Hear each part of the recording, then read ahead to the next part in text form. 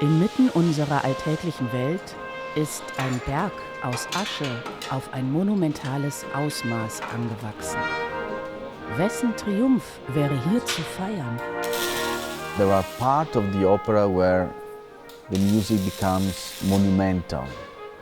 It's a huge mass of chorus singing.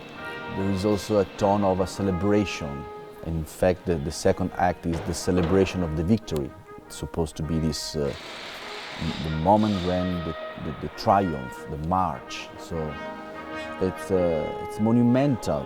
So in this way, it might be a difficult piece because you have to find a way to use this monumental rhythm and to use this very heavy material in a way that it's fluent, it tells the story, it moves on.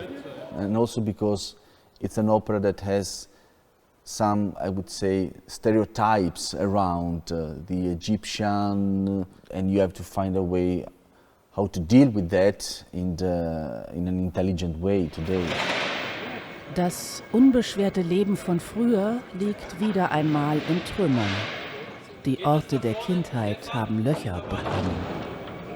Every time in my work, I like to start with a realistic place, I want to say. In this case, we are in a lost place because it's a gym.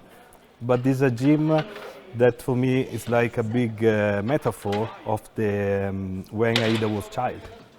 And this place, step by step, becomes a big abstract space. Aida and Radames, I think, have a destiny, and they are already in a tomb from the beginning.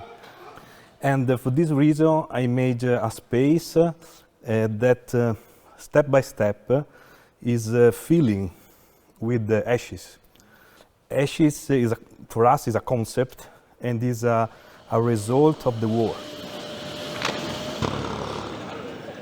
Unaufhaltsam dringt die Asche als Bedrohung in die heile Welt unserer Erinnerung.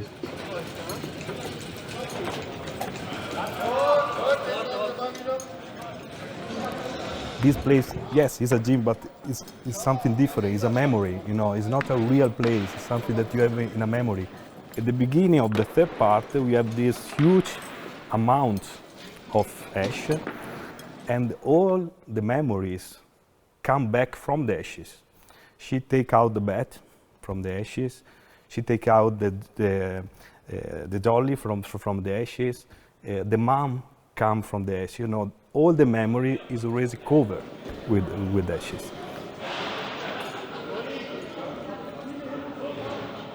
Kann die Menschlichkeit in einem solchen Fiasko überleben? Oder sind wir ohnehin verloren? This nostalgic feeling of what is lost, which is one of the main themes of Aida. And the more that the story goes on, this place loses its realistic characteristic and becomes more and more of a symbol. From the roof, from the holes where it's destroyed, ashes will invade the stage, and so all this gym will become like a wasteland, a desert of ashes, which is the product of the war, a land which has been destroyed.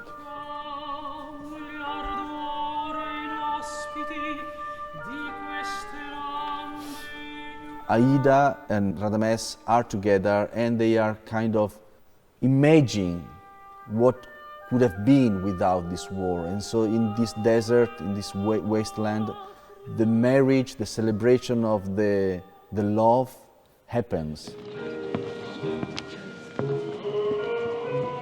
Auch wenn der Konflikt nicht zu sehen ist, so sind doch seine Auswirkungen zu spüren.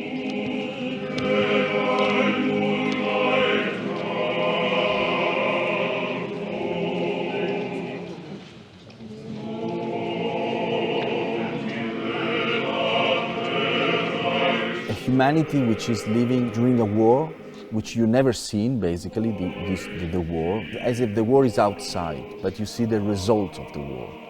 And the storyline is how the people face this situation, trying to keep their humanity And the contrast is how it would have been without the war. Am Ende hat jeder Triumph immer auch einen fahlen Beigeschmack. In jedem Krieg gibt es neben einem Gewinner auch einen Verlierer. We use the video as a vision of the perspective of Radames on the celebration of the war. All the people are there and they are awarded, and for a moment we see this situation from his point of view, a person that has been hurted by the war. And so you see that behind the ghost where the video is projected, you actually see the reality, the celebration of the militaries, and in front you see that this becomes a kind of nightmare for him, that he cannot forget the war. And of course, it's like Verdi wrote, it's the celebration of victory. It just depends on which point of view you see this victory.